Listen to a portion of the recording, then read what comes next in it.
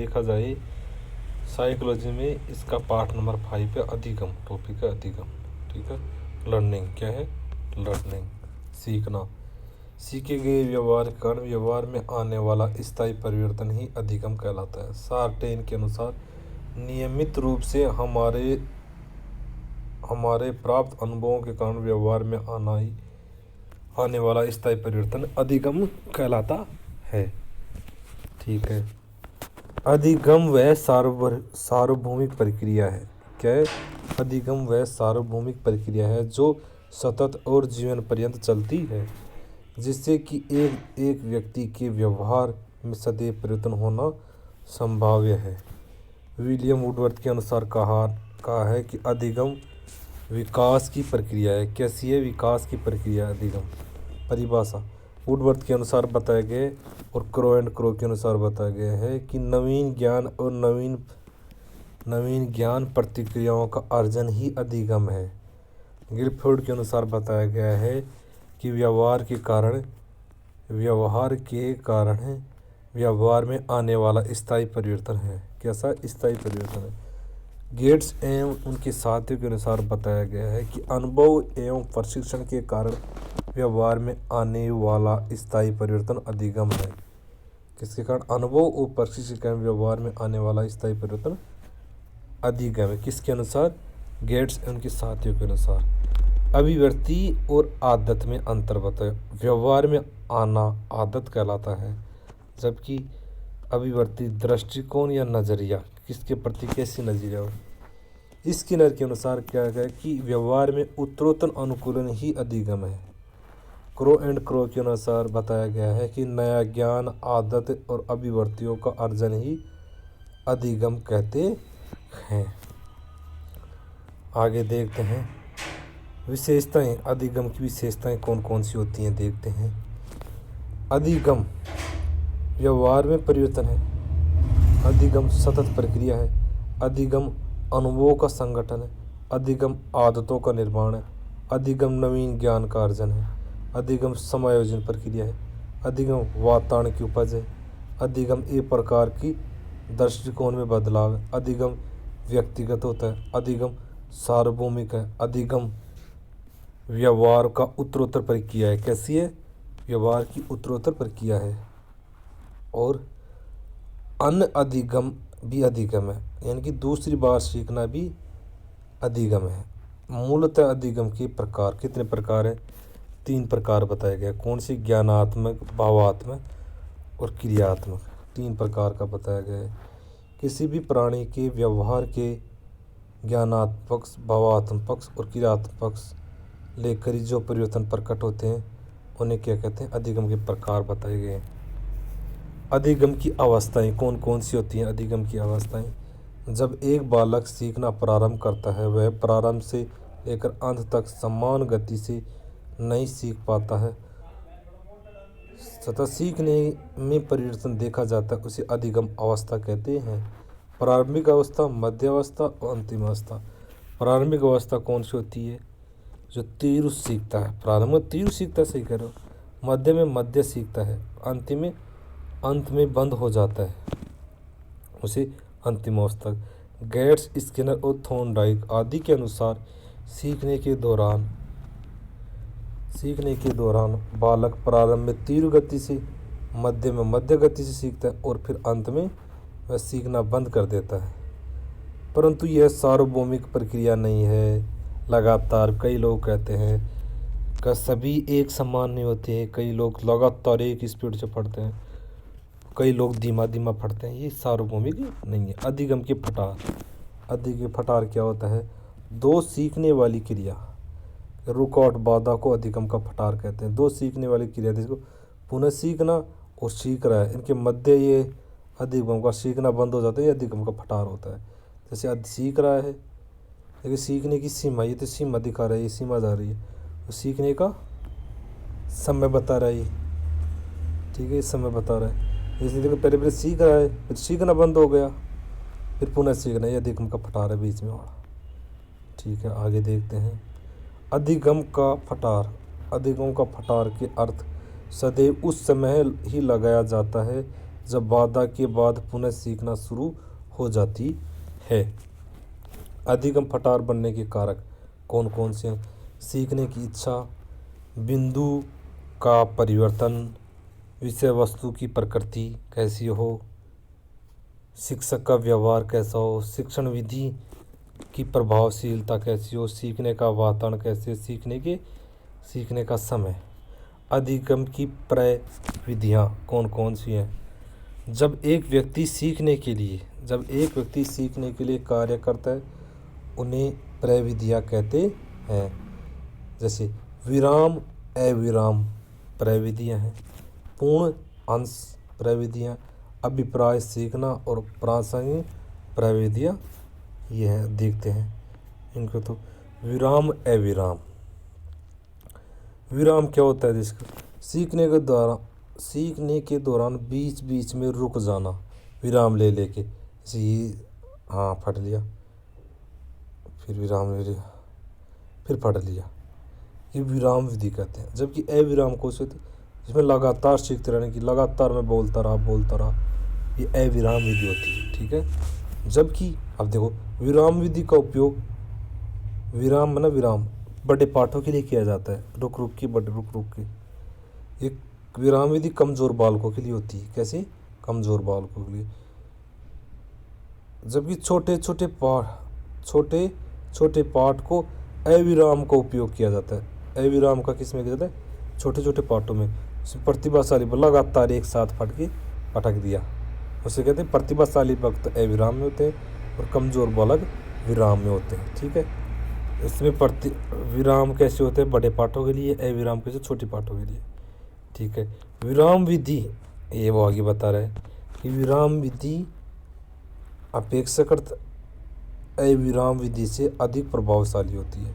विराम विधि है ना, अविराम विधि से अधिक प्रभावशाली होती है। यानी कि ये विराम विधि है ना, कि अविराम विधि है ना, इससे अधिक प्रभावशाली है। कि पहला क्राइटेरिया किस कहते हैं? विराम विधि में अच्छी बहुत बेस्ट है, जबकि अविराम विधि कम बताई जाती है। एक साथ पढ़ना गलत बात है।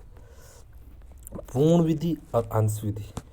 पूर्ण विधि का क्या होता है कि एक व्यक्ति संपूर्ण पाठ एक साथ पढ़ा लेता है, उसे पूर्ण विधि कहते हैं। पूर्ण एक साथ पढ़ लिया। जबकि ये कैसे? प्रतिभाशाली बालकों के लिए, आगे भी देखा था ये प्रतिभाशाली बालकों की पूर्ण विधि कैसे? प्रतिभाशाली बालकों के लिए। ठीक है।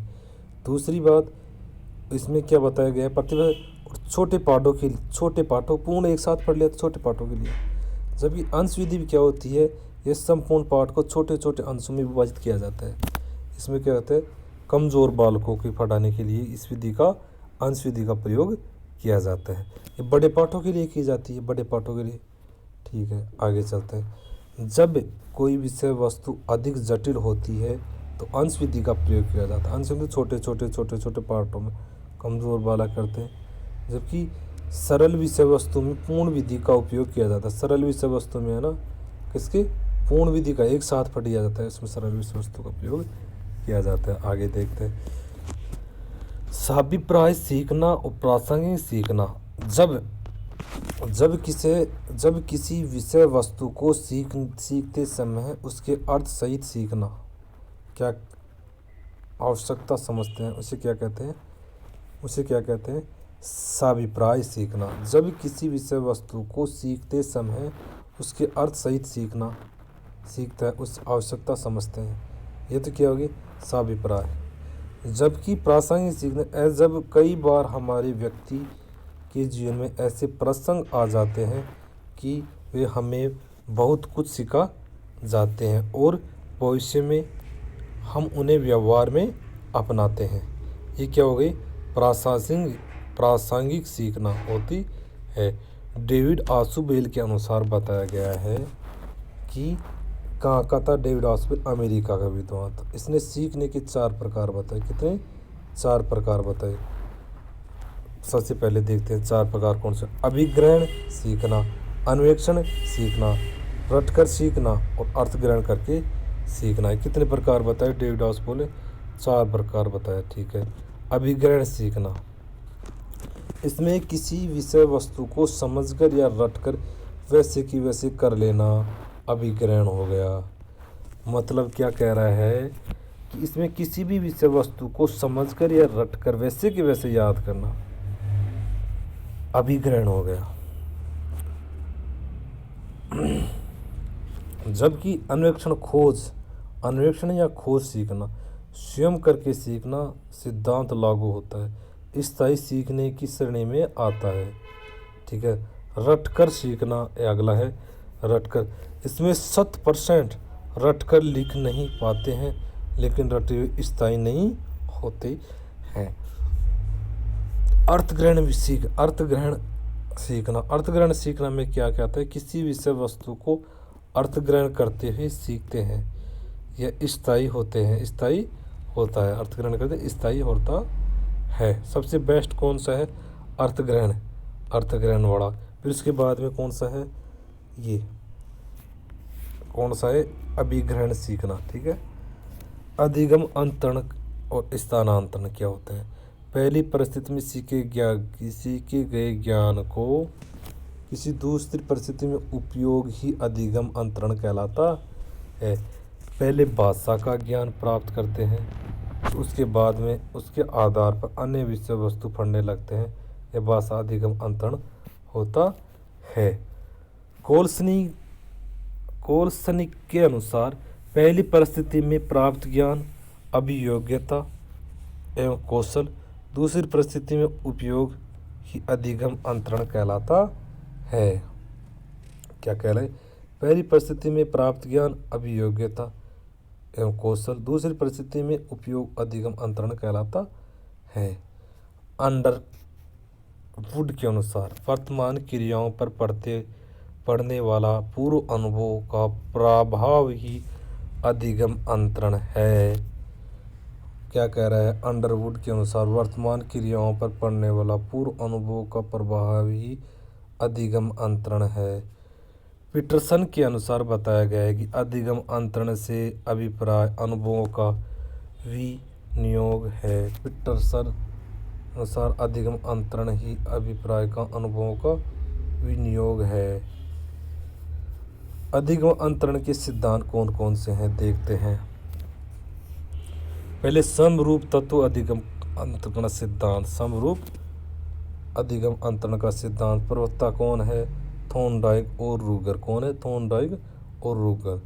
इस सिद्धांत में बताया गया है कि पहली परिस्थिति में जो व्यवहार ज्ञान प्राप्त किया जाता है उसका उपयोग उसी परिस्थिति में किया जाए, परिस्थिति केवल तत्व एक समान हो।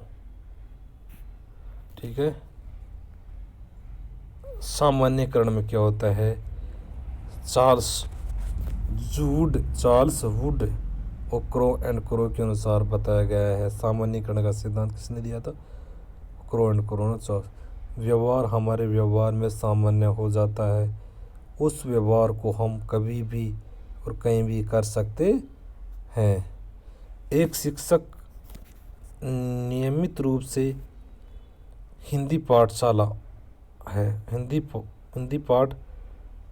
पढ़ाता है, उसे हिंदी पाठ पढ़ाने के लिए कहीं भी भेजा जाए तो आसानी से हिंदी पढ़ा सकता है। सामान्यकरण हो गया। द्वितीय कारक किसने दिया, स्पीयरमैन ने। इसने बुद्धि के कारक दो प्रकार विशिष्ट और सामान्य बताए।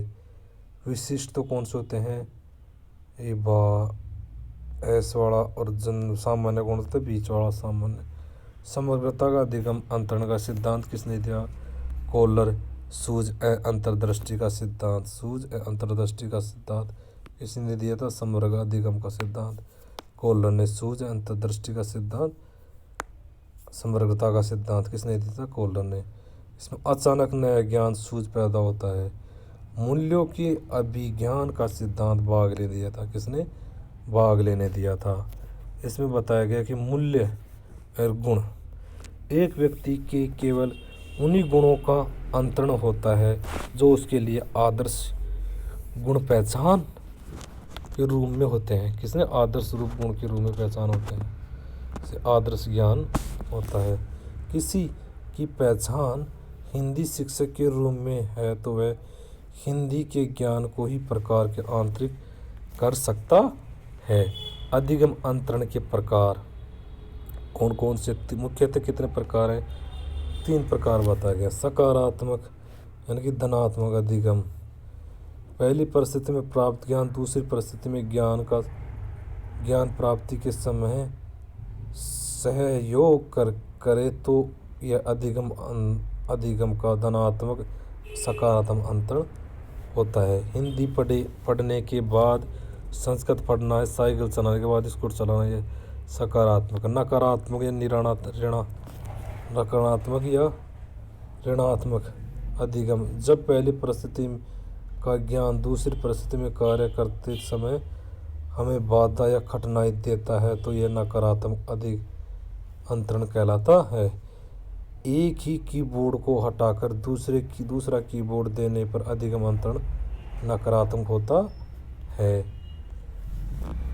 शून्य अधिगम, एक व्यवहार का प्रभाव दूसरे व्यवहार पर नहीं पड़ना शून्य अधिगम कहलाता है। पहली परिस्थिति में प्राप्त ज्ञान दूसरी परिस्थिति में कोई प्रभाव नहीं आना चाहिए। क्रिकेट के खिलाड़ी पर गेंदबाजी के ज्ञान का प्रभाव बल्लेबाजी पर नहीं आता है। परस्पर संबंध व विपरीत, ठीक है। अधिगम के संप्रत्यय, अधिगम के निहारते, ठीक है। अधिगम के संप्रत्यय निहारत, अधिगम संप्रत्यय विचार, संप्रत्यय मतलब विचार। सर्वप्रथम विचार देने वाला विलियम जेम्स संप्रत्यय को लेकर दिया था। इसकी पुस्तक विलियम जेम्स की पुस्तक है द प्रिंसिपल ऑफ साइकोलॉजी 1890 में दिया था। इसके मुख्य संप्रत्यय मुख्य रूप से संप्रत्यय हैं आत्म संप्रत्यय, ठीक है, अभिवर्ती मनोवर्ती, ठीक है, रुचि, उसके बाद में अभिरुचि और अभिक्षमता, अवधारणा, आदत, सामाजिक कौशल। ये मुख्यतः संप्रत्यय बताइए। मुख्य रूप से आत्म संप्रत्यय, अभिवर्ती, मनोवर्ती, रुचि, अभिरुचि और अभिक्षमता, अवधारणा, आदत, सामाजिक कौशल। आत्म संप्रत्यय, एक व्यक्ति स्वयं के बारे में सकारात्मक और नकारात्मक सोचना ही आत्म संप्रत्यय होता है। इसके कौन से 2 प्रकार होते हैं? वास्तविक संप्रत्यय, आदर्शात्मक संप्रत्यय। वास्तविक संप्रत्यय कौन से? जब एक व्यक्ति वर्तमान को लेकर सोचता है मैं क्या हूँ, कैसा हूँ, वास्तविक संप्रत्यय। जबकि आदर्शात्मक संप्रत्यय, जब व्यक्ति भविष्य को लेकर सोचता है मैं क्या बनूंगा, कैसा बनूंगा, आदर्शात्मक संप्रत्यय होता है। दूसरा है संप्रत्यय निर्माण के पक्ष, शारीरिक पक्ष, मानसिक पक्ष। दूसरा है अभिवर्ती एटीट्यूड, कई मतलब एटीट्यूड मतलब ये कहते हैं कि ज़्यादा वो बन रहा है। किसी भी व्यक्ति का दूसरे के प्रति सोच, धारणा, नजरिया या दृष्टिकोण को मनोवर्ती या अभिवर्ती कहते हैं, ठीक है। मुख्य 3 प्रकार होते हैं, नकारात्मक, सकारात्मक और शून्य, 3 प्रकार होते हैं। थ्रस्टन के अनुसार बताया गया है कि मनोवर्ती किसी मनोवैज्ञानिक वस्तु को सकारात्मक या नकारात्मक प्रभाव की मात्रा है। मनोवर्ती मूल रूप से अर्जित होती है परंतु आंशिक जन्मजात भी होती है, इसलिए इसे हमेशा अर्जित व जन्मजात ध्यान रखना है। मनोवर्ती संगत पर निर्भर है, किस पर करती है? संगत पर निर्भर करती है। रुचि के बारे में बताया गया है। रुचि के बारे में बताया गया मैकडूगल के अनुसार बताया गया है किसी कार्य व्यवहार के प्रति होने वाला लगाव रुचि होता है। किसी कार्य व्यवहार के प्रति होने वाला लगाव रुचि होता है। रुचि किसी व्यक्ति, वस्तु या क्रिया के प्रति होने वाला आकर्षण। मैकडूगल के अनुसार बताया गया कि रुचि किसी व्यक्ति, वस्तु या क्रिया के प्रति होने वाला आकर्षक है। रुचि प्रत्येक व्यक्ति की अलग अलग व्यक्तिगत होती है। रुचि कैसी होती है? जन्मजात और अर्जित। कैसी होती है? जन्मजात भी होती है, अर्जित होती है। अभिरुचि, अभिक्षमता, अभियोग्यता। चौथा, किसी भी व्यक्ति के कार्य पद या व्यवसाय से लगाया जाता है। शिक्षक, इंजीनियर, वकील, किसान। ये कैसी होती है अभिरुचि? जन्मजात, अर्जित, दोनों प्रकार की होती है। 5 प्रकार की हो सकते हैं, जैसे अभिरुचि, अभिक्षमता 5 प्रकार की हो सकती है। कौन कौन सी देखते हैं। 5 प्रकार की बताई गई हैं। यांत्रिक अभिरुचि, यांत्रिक जैसे इंजीनियरिंग हुआ, चालक हुआ, मिस्त्री हुआ और ऑपरेटर हुआ। ठीक है। संवेदनात्मक अभिरुचि में क्या होता है? वे व्यक्ति जो व्यावसायिक प्रकृति संवेदनाओं को समझकर कार्य करते हैं, जैसे डॉक्टर हुआ, वकील हुआ, पुलिस हुआ, फौज हुआ। जबकि कलात्मक अभिरुचि में क्या होता है? मूर्तिकार होता है, संयोगात्मक होता है, शिल्पकार होते हैं, चित्रकार होते हैं। शैक्षणिक अभिरुचि में क्या होता है? शिक्षक हो गया, व्यवसाय हो गया, पत्रकार होगा, संवेदना होगा, साहित्य होगा। सामाजिक अभिरुचि में कहते हैं समाज सेवा को होता है, समाज जन राजनेता हो गया। ये हो गए। आगे देखते हैं आदत ए हैबिट। आदत हैबिट, आदत जब कोई कार्य बार बार करने पर वह आदत में आ जाता है, उसे क्या कहते हैं? आदत। लाडेल के अनुसार बताया गया है कि वह जिसे व्यक्ति प्रारंभ में जानबूझकर या स्वेच्छा से करता है, परंतु बाद में उसे उसके लिए स्वयं होने का लगाता है। गेरेट के अनुसार आदत उस व्यवहार को दिया जाने वाला नाम है जो इतनी अधिक बार दोहराया जाता है, जैसे अंतर्गत होता है, यंत्रगत होता जाता है। आदत कैसी होती है? आदत सदैव अर्जित होती है। आदत मूलतः 2 प्रकार, अच्छी आदत और बुरी आदत। वैलेंटाइन के अनुसार आदतें कितने प्रकार की बताई गई हैं? 7 प्रकार की बताई गई आदतें। ठीक है। यांत्रिक आदत जैसे देखते हैं। यांत्रिक आदत जैसे जूते के फीते बांधना, कपड़ों के बटन बंद करना, टाई बांधना, ये कैसी है? यांत्रिक आदतें हो गई। शारीरिक अभिलाषा संबंधित, वे आदतें जिनका संबंध शरीर की मांग से करता है, जैसे चाय पीना, शराब पीना, धूम्रपान करना, ये शारीरिक आदतें हो गई। नाड़ी तंत्र संबंधित आदतें कौन कौन सी हो गई? दांतों से नाखून काटना, बैठे बैठे पैर हिलाना, पेन को चबाना, पैर की पर पैर रखकर बैठना, नाड़ी तंत्र संबंधित आदतें हो गई। भाषा संबंधित आदतें कौन कौन सी हो गई? भाषा शीघ्रता से बोलना, असभ्य शब्दों का प्रयोग करना। नैतिक आदतें कौन कौन सी हो गई? एक व्यक्ति का नैतिक व्यवहार को उसकी नैतिक आदतें होती हैं। बड़ों की आज्ञा का पालन करना, प्रणाम करना, ध्यानपूर्वक सुनना। भावना संबंधित आदतें कौन कौन सी हो गई? एक व्यक्ति के जो मनोभाव होते हैं वे सभी उसके व्यवहार में स्थायी हो जाते हैं, जैसे प्रेम हुआ, दया हुआ, सहयोग हुआ, गणना, ईर्ष्या, ये क्या हुई? भावनात्मक संबंध। विचारों से संबंधित आदतें, विचार सब 2 प्रकार के होते हैं, अच्छे विचार, बुरे विचार। बुरे विचार किसी व्यक्ति को हमेशा अच्छे विचारों रखने चाहिए।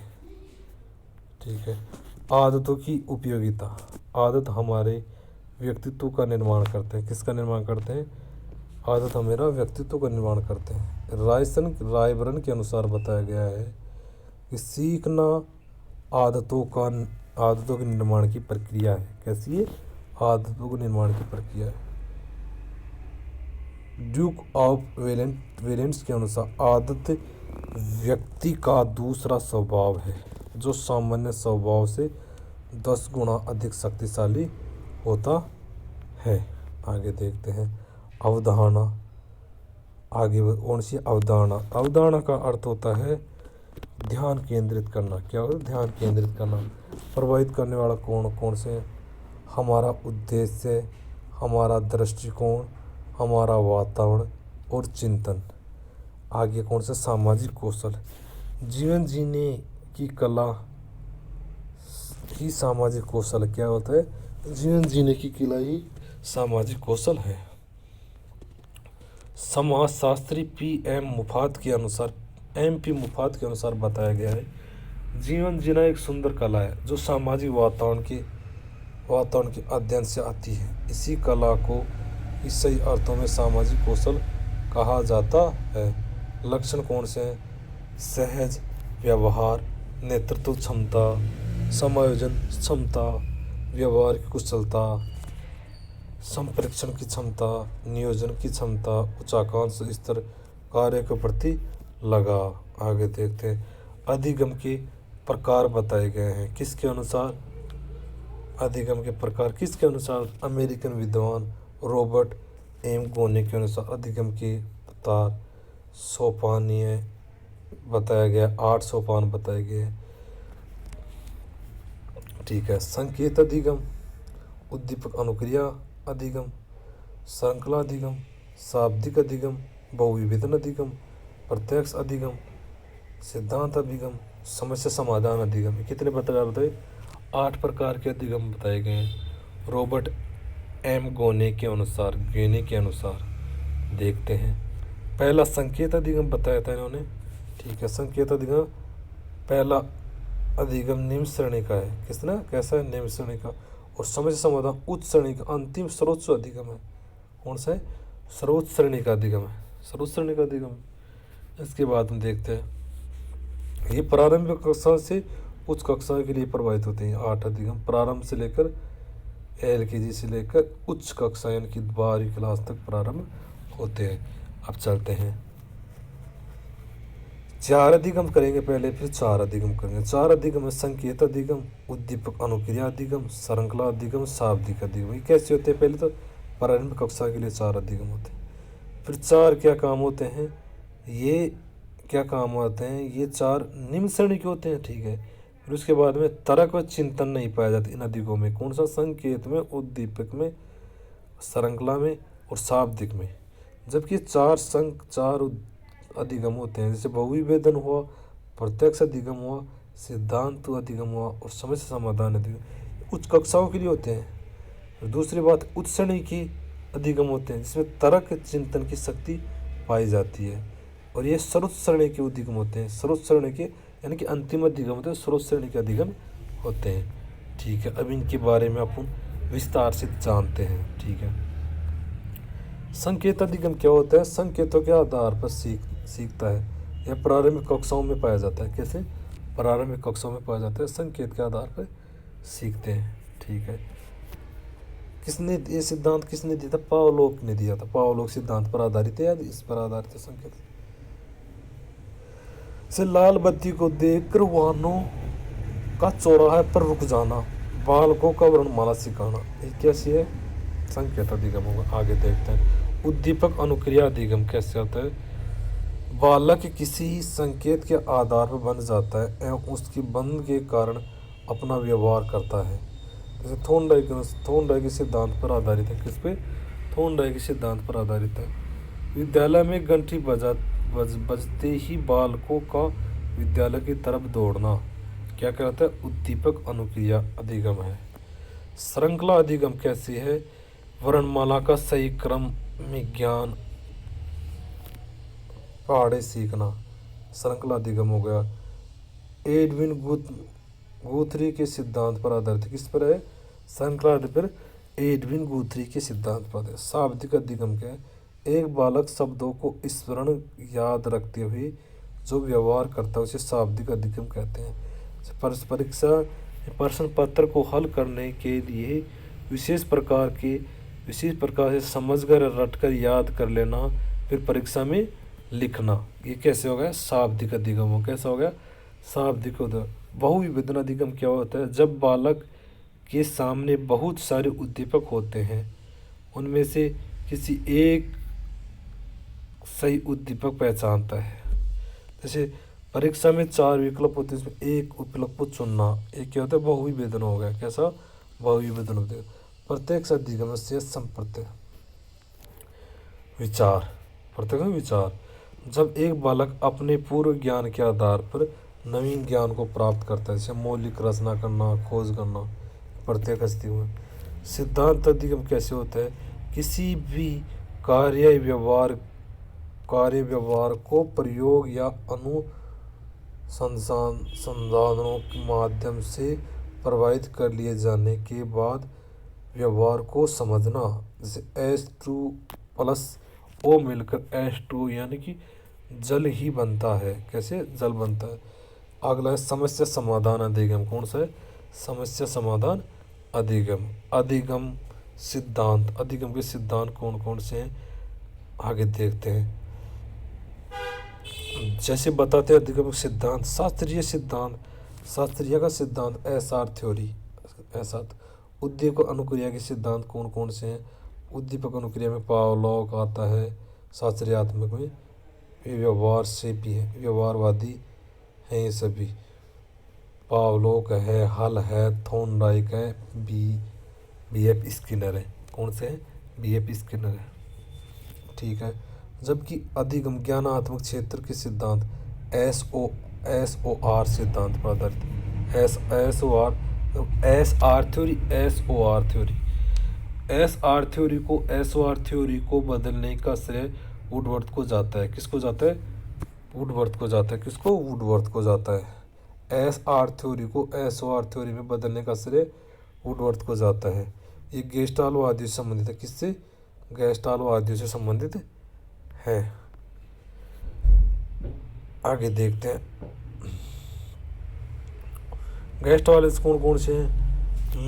मैक्स वर्दीमन कोलर का सिद्धांत, फिर कूट लेविन का सिद्धांत और अल्बर्ट बाउंड्रा का सिद्धांत। मैक्स वर्दीमन का कोलर का सिद्धांत सूझ पर आधारित है। कूट लेविन का सिद्धांत तद्रूप क्षेत्र से आधारित है। अल्बर्ट बाउंड्रा का सिद्धांत सामाजिक वातावरण से संबंधित। किससे। सामाजिक वातावरण से संबंधित है। ये गेस्टाल्टवाद के 3 सिद्धांत दिए थे। जबकि ये शास्त्रीय सिद्धांत में व्यवहार आधारित, व्यवहारवादियों से आधारित उद्दीपक अनुक्रिया सिद्धांत कौन से हैं। पावलोव, हल और थॉर्नडाइक। ठीक है। ये अपन बाद में करेंगे। इनको अलग से करेंगे। इनको सबको देखो, इनके सबके एक साथ करेंगे। जैसे पावलोव, फिर हल, फिर थॉर्नडाइक, बीएफ स्किनर, फिर इसके करेंगे अपन मैक्स वर्दीमन, कूट लेविन और अल्बर्ट बाउंड्रा। एक साथ करेंगे सबका। ठीक है। के वक्र। सीखने के दौरान बालकों में उतार चढ़ाव समान नहीं रहता है। इसको ग्राफ के माध्यम से जानने का प्रयास करते हैं। अलग अलग प्रकार के वक्र के रूप में नजर आते हैं। इसे अधिगम का वक्र कहते हैं। मूल रूप से 4 प्रकार के होते हैं अधिगम के वक्र। कितने प्रकार के। 4 रूप से होते हैं। सकारात्मक, धनात्मक अधिगम वक्र। ठीक है। सकारात्मक, धनात्मक अधिगम। ठीक है। प्रारंभ में मंद और बाद में तीव्र गति से सीखते हैं। प्रारंभ में मंद और बाद में तीव्र गति से सीखते हैं। ये अधिगम का सकारात्मक अधिगम है। सीखने की दर उन्नत हो रही है। सीखने की दर कैसी है। उन्नत। परंतु गणितीय माप के आधार पर इसे, परंतु गणित भाषा में इसे नतोदर भी कहेंगे। जैसे ये देखते हैं, ये सीखने की दर है। सीखने की दर तो क्या है। प्रारंभ में मंद गति से, फिर धीरे बाद में तीव्र गति से। सीखने की दर उन्नत, ये दर तो बढ़ती जा रही है। जबकि गणितीय भाषा के आधार पर इसे नतोदर कहेंगे। ठीक है। आगे देखते हैं।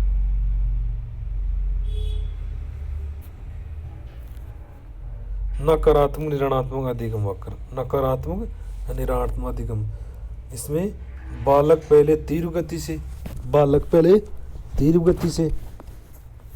गति से बाद में मंद गति से सीखते हैं। मंद हो जाते हैं। जैसे सीखने की दृष्टिकोण तो कैसी होती है। नतोदर। इसमें सीखने की दर तो कैसी होती है। नतोदर। ठीक है। तो गणित भाषा के आधार पर उन्नत। गणित भाषा की दर कैसी होती है। उन्नत। गणित भाषा की दर उन्नत रहती है। उल्टा होता है उसका। इसमें सीखने की दर कैसी होती है। उन्नत। जबकि गणित भाषा की दर नतोदर। जबकि इसमें सीखने की दर नतोदर और गणित भाषा की दर उन्नत रहती है। कौन सी में। नकारात्मक। ठीक है। सरल रेखीय अधिगम वक्र कैसा होता है। प्रारंभ से लेकर अंत तक एक समान गति से सीखना। सरल रेखीय होती है। गणित भाषा में 180 डिग्री कोण बनाना ही इसे ऋजु अधिगम भी कहते हैं। इसे ऋजु अधिगम भी कहते हैं। अगला चौथा है एस वी आकार अधिगम वक्र। ठीक है, बार बार सीखने की गति की मात्रा में कमी या अधिकता का होना कैसे एस वी आकार अधिगम होता है। अधिगम को प्रभावित करने वाले कारक कौन कौन से हैं? पूर्व ज्ञान हो गया, थकान हो गया, अभिप्रेरणा हो गई, अबुद्धि हो गई, विषय वस्तु हो गई, शिक्षा का व्यवहार हो गया, वातावरण, परिवार, समाज, विद्यालय, मित्र मंडली हो गए, आयु हो गया, लिंग हो गया, परिपक्वता हो गई। ये क्या है? अधिगम को प्रभावित करने वाले कारक है। ठीक, अब बच रहे अपन का वो करेंगे बच्चों, वीडियो में सिद्धांत करेंगे बच्चों। धन्यवाद।